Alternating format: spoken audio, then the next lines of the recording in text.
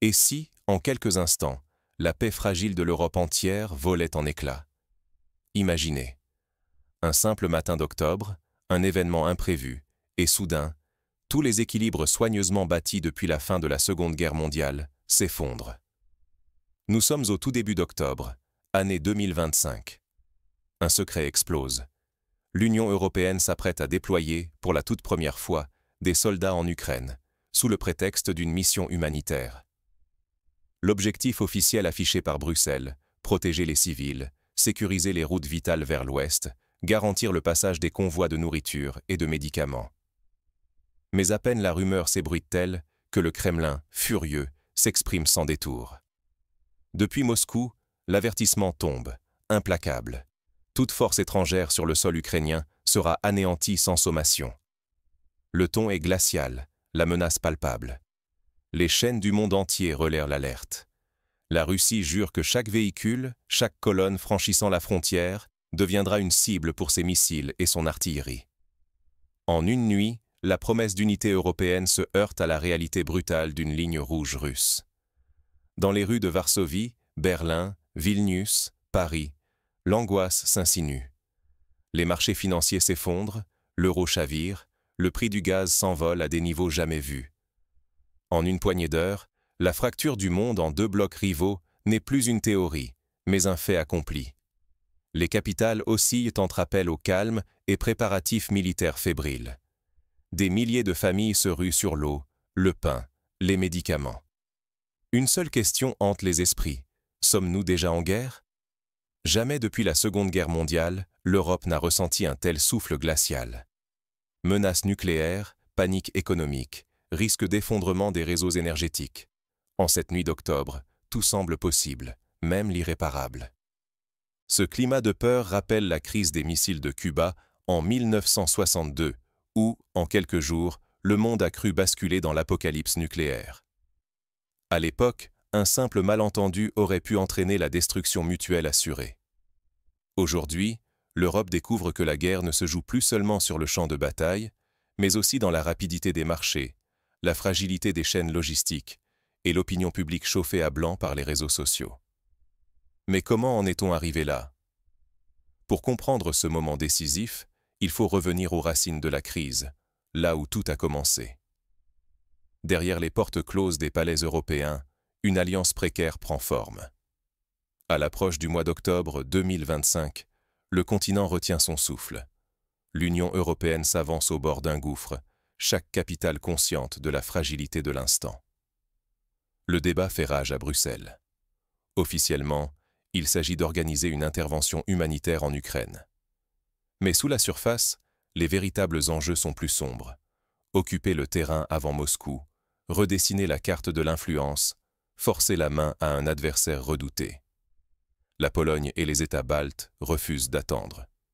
Ils entraînent dans leur sillage une coalition impatiente. La France, déterminée à retrouver son rang, s'engage sans réserve.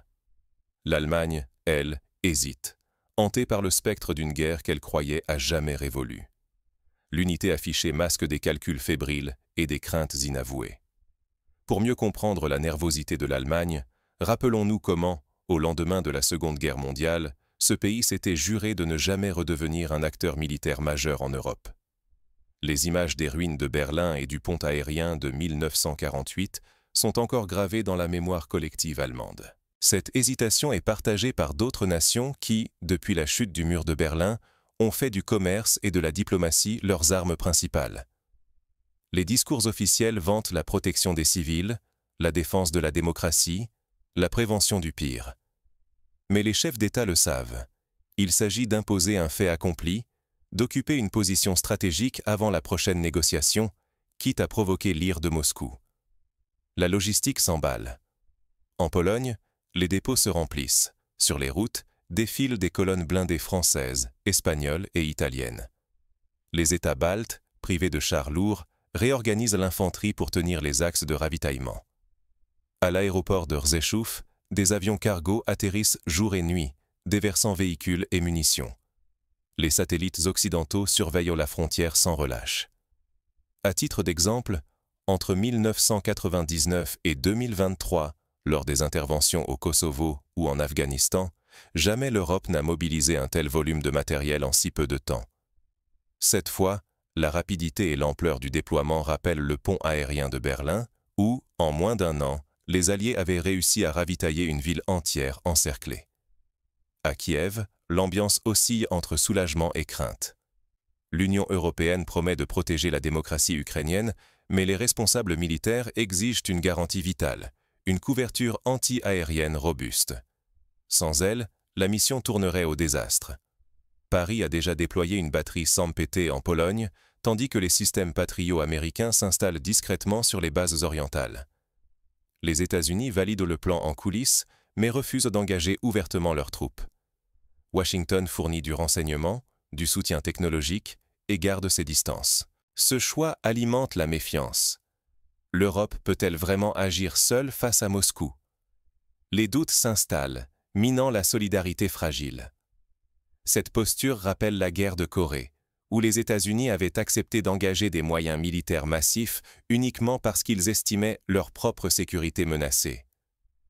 Aujourd'hui, les Américains préfèrent rester en retrait, comme ils l'ont fait lors de la crise de Suez en 1956, où la France et le Royaume-Uni, isolés, avaient dû reculer sous la pression internationale. Chaque réunion ajoute à la tension. Jusqu'où ira la solidarité européenne et à quel prix? Les fissures s'élargissent, accentuées par la dépendance énergétique et la peur des représailles du Kremlin.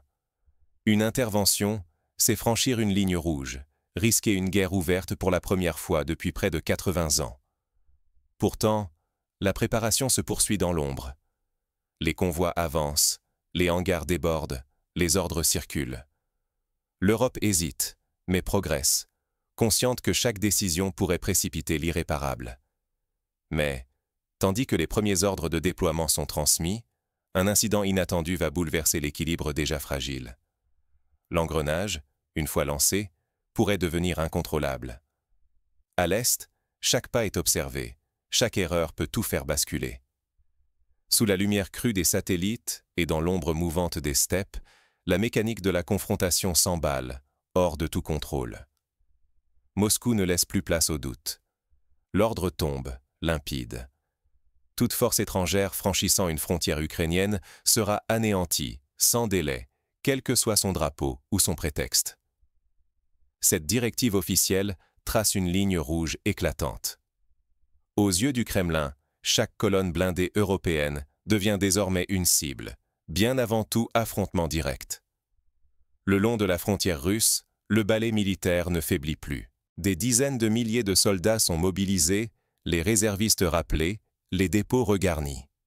Les rampes de missiles Iskander s'érigent sur tout l'arc frontalier, les bombardiers à long rayon d'action attendent, moteurs tièdes, prêts à décoller au moindre signal.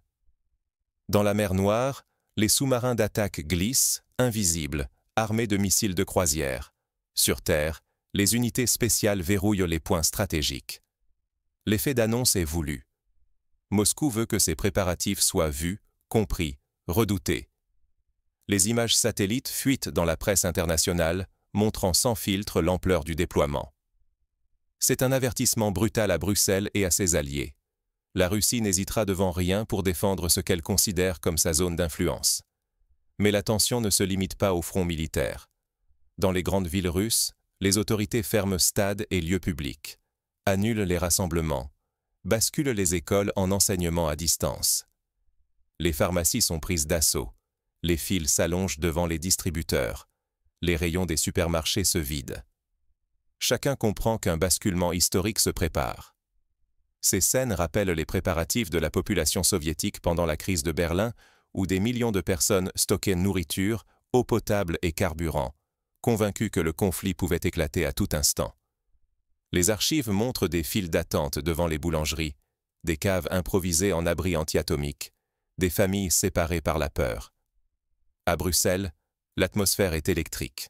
Les réunions se succèdent à huis clos, les juristes tentent de rédiger un mandat d'intervention acceptable, tandis que les diplomates redoutent une riposte directe sur le sol européen. Berlin vacille. La solidarité avec l'Ukraine s'effrite face à la peur de voir le gaz coupé et l'économie plongée. Les promesses d'unité chancellent, rongées par l'angoisse et le doute. Chaque incident, qu'il soit militaire, technique ou diplomatique, peut déclencher l'irréversible. Jamais depuis la fin de la Seconde Guerre mondiale, l'Europe n'a semblé aussi proche du gouffre. L'étau se resserre, la tension atteint son paroxysme. Quand la nuit tombe, les colonnes européennes avancent, discrètes, vers l'Est. L'histoire s'accélère, irrémédiablement. À l'aube, un incident inattendu éclate à la frontière. Une explosion, brève, mais aux conséquences immédiates. L'Europe retient son souffle, consciente que chaque minute peut précipiter la catastrophe. Sur la route menant à la frontière, tout bascule en un éclair. Aux premières lueurs du jour, la colonne européenne serpente vers la limite ukrainienne. Des milliers de véhicules progressent, serrés, sur un asphalte saturé de convois logistiques, d'ambulances et de blindés. À l'intérieur, la tension est palpable, entre silence lourd et regard résolu. Les radios martèlent les ordres, avancer sans s'arrêter, chaque seconde compte. La coordination entre détachements polonais, baltes et français atteint son paroxysme. Les généraux misent sur cette démonstration de force pour dissuader Moscou. Mais à moins de 20 km du point de franchissement, le plan vole en éclats. Une déflagration orange déchire l'horizon. Une base pétrolière en feu, pilonnée, s'effondre dans un fracas d'apocalypse. Presque aussitôt, la colonne se fige. Devant, le pont stratégique vers Lviv disparaît, pulvérisé par une salve de missiles. Les premiers véhicules sont soufflés et prennent feu. Les ordres se perdent dans la panique. Des officiers tentent d'imposer une retraite. Mais la confusion gagne. Les routes secondaires sont saturées. Les chars s'enlisent. Des soldats errent, hébétés, cherchant abri ou commandement. L'illusion d'une logistique maîtrisée s'effondre. Un seul mot circule sur les réseaux internes. Débâcle. Au même instant, à Paris et à Varsovie, les écrans de crise virent au rouge. Les marchés réagissent à la seconde. Le prix du gaz flambe, les indices boursiers dévissent de 20% en quelques heures. Les chaînes d'approvisionnement se brisent, les ports ferment, les vols sont suspendus. L'économie chancelle. Les stations-service sont prises d'assaut, la peur d'une pénurie s'installe. En une matinée, le cœur économique du continent est paralysé. Le choc s'intensifie lorsque Washington publie un communiqué laconique. Soutien politique, mais refus catégorique d'une implication militaire. La sentence tombe, inexorable. L'Europe, soudain livrée à elle-même, mesure l'ampleur de sa vulnérabilité. Les chefs d'État, sidérés, comprennent que l'ombre américaine s'est effacée. Leur stratégie, mise à nu, révèle une fragilité insoupçonnée. La crédibilité de l'Union européenne s'effondre sous les yeux du monde. Sur le terrain, la retraite s'improvise, les blessés affluent vers les hôpitaux de campagne. Des millions d'Européens, pétrifiés devant leurs écrans, saisissent que la sécurité du continent vient de vaciller, tout comme la confiance dans l'ordre mondial. Pour la première fois depuis la Seconde Guerre mondiale, l'Europe sent le chaos rôder à ses portes. Mais le pire n'est pas encore certain. Dans les coulisses, certains refusent la défaite et s'organisent déjà pour riposter. Un nouveau dilemme moral et stratégique se profile, alors que la nuit tombe sur un continent tétanisé. Quand la poussière se dissipe, que subsiste-t-il vraiment de la puissance européenne? Au matin d'octobre de l'an 2025, l'Europe vient d'éviter de peu la guerre totale. Pourtant, ce n'est pas la bravoure militaire qui marque les esprits, mais la brutalité du désenchantement. En quelques heures, la crise a mis à nu les failles profondes de l'Union, ébranlant des décennies de certitude. Première leçon. La dépendance énergétique et la crainte d'un effondrement économique ont pesé bien plus lourd que la solidarité militaire tant proclamée. Face à la menace, chaque État membre s'est replié sur ses propres intérêts. L'Europe a reculé sans résister, abandonnant l'Ukraine, seule, face à la tempête russe. Pour Moscou, cette crise n'était qu'un test de volonté. L'offensive éclair et les menaces sans ambiguïté ont révélé au grand jour les fractures occidentales. Désormais, la sécurité du continent ne tient plus qu'à un fil, visible et terriblement vulnérable. L'énergie est devenue la véritable arme de dissuasion. Les marchés s'affolent. Les familles redoutent la pénurie et les coupures d'électricité. Les gouvernements, paralysés par la peur d'émeutes liées à l'envolée des prix, sacrifient la morale à la survie économique. Prenons quelques exemples concrets. En France, en une journée, des milliers de stations-service voient leur stock de carburant fondre. Les files d'attente rappellent celles de la crise pétrolière de 1973, lorsque le choc de l'embargo de l'OPEP avait ébranlé toute l'Europe. En Allemagne, des usines automobiles suspendent leur production par manque de gaz, comme lors de l'hiver rigoureux de 1979. En Italie, les supermarchés rationnent la vente de farine et d'huile, et la population craint une envolée des prix comme lors de la crise grecque. L'illusion d'une Europe solidaire s'est dissipée dès les premières menaces de Moscou. Certains pays ont hésité, d'autres ont voulu gagner du temps, refusant le piège de l'escalade. Pendant ce temps, l'Ukraine regarde, impuissante, les promesses de soutien s'éloigner. Au-delà du continent, la crise rappelle qu'un choc régional suffit aujourd'hui à ébranler tout l'équilibre mondial. Un incident, même limité, peut mettre en péril la stabilité de millions de vies, bien au-delà des frontières ukrainiennes. Pour le public, l'enjeu est colossal. Sécurité, énergie, cohésion européenne paraissaient acquises. Elle se révèle plus précaire que jamais. Le mythe d'une Europe invincible s'est effondré, exposant une architecture de défense fissurée, dépendante, divisée. L'Europe doit affronter une vérité brutale. Ni ses traités, ni ses armées, ni ses marchés ne suffisent à la protéger d'une crise où tout vacille en quelques heures. Le fil de la sécurité collective s'est effiloché devant tous. Désormais, la peur guide chaque décision. La moindre crise locale devient une menace de cataclysme global. Les Européens découvrent que leur confort, leur stabilité, leur avenir peuvent basculer du jour au lendemain sous la pression géopolitique. Reste une question lancinante. Comment empêcher que le prochain incident ne soit pas, cette fois, le dernier? Face à cette incertitude, quelles sont les voies possibles? Peut-on imaginer une Europe capable de surmonter ses divisions et de réinventer sa sécurité?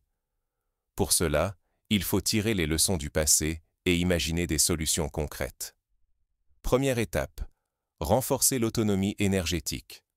Cela signifie investir massivement dans les énergies renouvelables, mutualiser les stocks stratégiques de gaz et de pétrole, mais aussi développer des réseaux électriques interconnectés, capables de compenser rapidement une coupure localisée. La France, par exemple, pourrait partager l'énergie de son parc nucléaire avec ses voisins, tandis que l'Espagne, championne du solaire, accélérerait sa coopération avec le Portugal et l'Italie. Deuxième étape, bâtir une défense européenne réellement intégrée. Cela va bien au-delà d'une simple coordination. Il s'agit de former des unités mixtes, capables d'intervenir rapidement, sous un commandement unique. Rappelons l'exemple de l'Eurocorps, créé en 1993, qui reste aujourd'hui sous-utilisé et trop fragmenté. Seule une volonté politique forte peut transformer cette structure en véritable outil de dissuasion collective. Troisième étape, restaurer la confiance citoyenne. Les gouvernements doivent informer honnêtement la population sur les risques, les défis et les sacrifices nécessaires pour garantir la sécurité. Une communication transparente, des exercices de préparation civile et un dialogue constant avec la société sont indispensables. Enfin, l'Europe doit investir dans l'innovation, cybersécurité, satellites de communication, technologies de défense antimissiles, intelligence artificielle appliquée à la gestion de crise. Ces outils seront les boucliers du XXIe siècle, capables de déjouer à la fois la guerre psychologique et les attaques hybrides. Mais la volonté d'agir existe-t-elle encore, ou la peur a-t-elle déjà gagné? Aujourd'hui, l'Europe a reculé. Mais pour combien de temps encore? Ce début d'octobre 2025 ne restera pas dans l'histoire comme une simple démonstration de force entre puissances. En quelques heures, l'illusion d'une Europe soudée s'est effondrée, non sous les bombes, mais sous le poids de la peur, de la désunion et de notre dépendance envers l'extérieur. L'Union européenne, fondée sur la promesse de solidarité et de paix, s'est retrouvée désemparée face à la rapidité et à la violence de la riposte russe. Derrière les discours officiels, chaque État a hésité, scrutant l'impact sur sa propre économie, sur l'énergie, sur le quotidien de ses citoyens. Une crise, à première vue lointaine, a suffi à briser nos équilibres. Coupure d'électricité, stations-service vides, marché financier en chute libre. La peur s'est insinuée jusque dans les foyers. L'Europe a découvert, brutalement, que la sécurité collective n'est pas un réflexe naturel, mais un équilibre fragile. Si nous ignorons ces alertes, nous risquons demain une crise plus dévastatrice encore. Rester passif, ce serait laisser la prochaine onde de choc balayer ce qu'il reste de notre stabilité et de notre influence. Désormais, la question n'est plus de savoir si ce scénario se reproduira, mais comment nous choisirons d'y faire face. Car l'histoire ne pardonne pas l'aveuglement. Chacun, citoyen ou dirigeant, a un rôle à jouer. S'informer, exiger des comptes, repenser nos habitudes de consommation et renforcer les liens avec nos voisins. Ces gestes compteront demain. Face à un monde qui bascule, l'Europe doit réinventer sa sécurité et sa solidarité. Ce choc n'est pas seulement une menace, c'est une chance de bâtir une union plus lucide, plus résiliente, plus forte. Alors, la prochaine fois, serons-nous prêts à défendre ce qui fait notre force, notre unité, notre liberté, notre avenir? La réponse appartient à chacun d'entre nous, aujourd'hui.